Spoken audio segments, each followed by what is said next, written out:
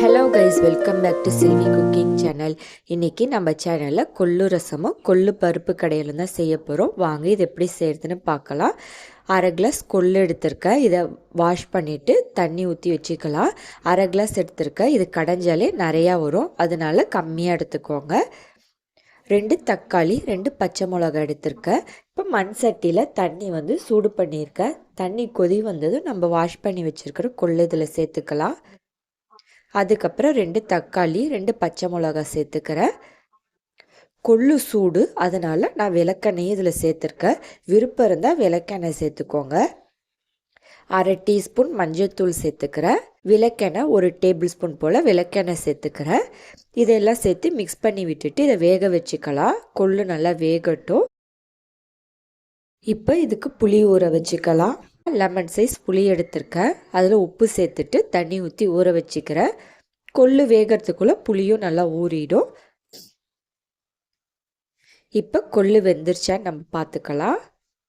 கொள்ளு நல்லா வெந்துருச்சு. இப்போ ஸ்டவ்வை ஆஃப் பண்ணிடுறேன். இப்போ ரசம் வைக்கிறதுக்காக 1 டேபிள் ஸ்பூன் மிளகு, 1 டேபிள் ஸ்பூன் சீரகம், 6 பல்லு பூண்டு எடுத்திருக்கேன். அதை இடித்து புளி தண்ணி ஊற வச்சுருந்தாலும் அதில் சேர்த்துக்கலாம். கொத்தமல்லி, கருவேப்பிலையில் சேர்த்துக்கிறேன். அதுக்கப்புறம் வேக வச்ச தக்காளி இதில் சேர்த்துட்டு நம்ம கரைச்சிக்கலாம். கொள்ளு வேக வச்ச தண்ணியையும் இதில் சேர்த்துக்கிறேன். இப்போ ரசம் தாளிப்பு பார்க்கலாம். ஸ்டவ் ஆன் பண்ணிவிட்டு கடையில் எண்ணெய் ஊற்றிக்கிறேன்.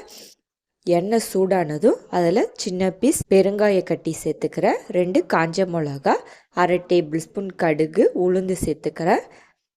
இது நல்லா தாளித்ததுக்கப்புறம் அதில் சின்ன வெங்காயம், ஒரு 5 வெங்காயம் போல் சின்ன வெங்காயம் சேர்த்துக்கிறேன். இந்த மாதிரி செய்கிறப்ப ரசம் ரொம்ப நல்லாயிருக்கும் டேஸ்ட்டாக. இப்போ நம்ம கரைச்சி வச்சுருந்த புளி தண்ணியை இதில் சேர்த்துக்கலாம். இதுக்கு நல்லா கொதி வந்ததும் இதில் கொள்ளு கொஞ்சமாக எடுத்து கொள்ளை நல்லா அரைச்சி இதில் சேர்த்துருக்கேன். இப்போ கொள்ளு ரசம் ரெடி ஆகிடுச்சு.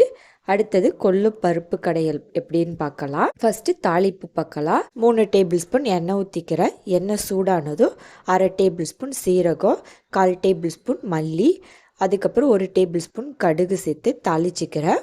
கடுகு உளுந்து சேர்த்து இது தாளித்ததும் 4 காஞ்ச மிளகாய் சேர்த்துக்கிறேன். அதுக்கப்புறம் கருவேப்பிலையில் சேர்த்துக்கிறேன்.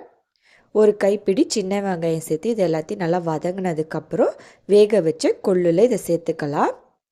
வேக வச்ச கொள்ளில் சேர்த்துக்கிட்டு 1 கைப்பிடி போல் மல்லி இலை சேர்த்துட்டு தேவையான அளவு உப்பு சேர்த்து நல்லா கடைஞ்சிக்கோங்க. இந்த ரசமும் இந்த பருப்பையும் வச்சு சுடசாதத்தில் சாப்பிட்றப்ப ரொம்ப நல்லாயிருக்கும். அதுவும் இந்த பருப்பு கடையில் நெய் போட்டு சாப்பிட்டு பாருங்கள், ரொம்ப நல்லாயிருக்கும். ட்ரை பண்ணி பாருங்கள். இந்த வீடியோ பிடிச்சிருந்தால் லைக் பண்ணுங்கள், ஷேர் பண்ணுங்கள், சப்ஸ்கிரைப் பண்ணுங்கள். நோட்டிஃபிகேஷன் வரணுன்னா பெல் ஐக்கானை கிளிக் பண்ணுங்கள்.